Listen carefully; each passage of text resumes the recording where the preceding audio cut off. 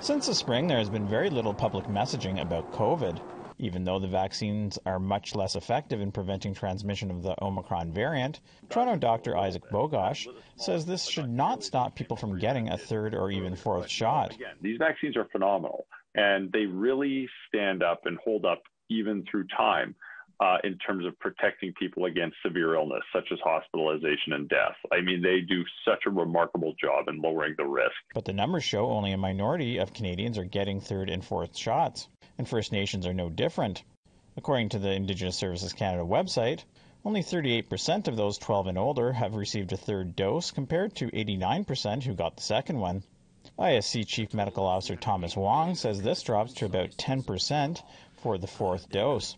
He says First Nations communities need to continue to be cautious. So what can we all do in order to actually protect ourselves, protect the elders, protect pregnant women, protect children, protect those who are most vulnerable in the communities?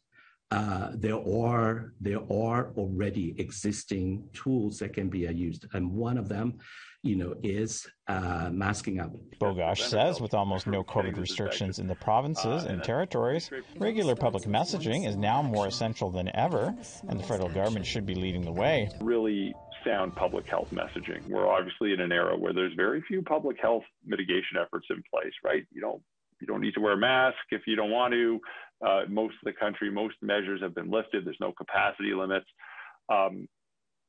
And I think it would go a long way if we had strong coordinated messaging as well, saying like, here is how you protect yourself and those around you. Dr. Wong says the government is meeting with individual Indigenous communities to talk about COVID, but adds, one of the things that we are hearing from different partners is that people are a bit tired, about COVID, just the fatigue, saying in, and it's helpful, to be putting the minds on something else. Wong says the government will likely resume a more regular schedule of COVID media updates in the fall. Fraser Needham, APTN National News, Ottawa.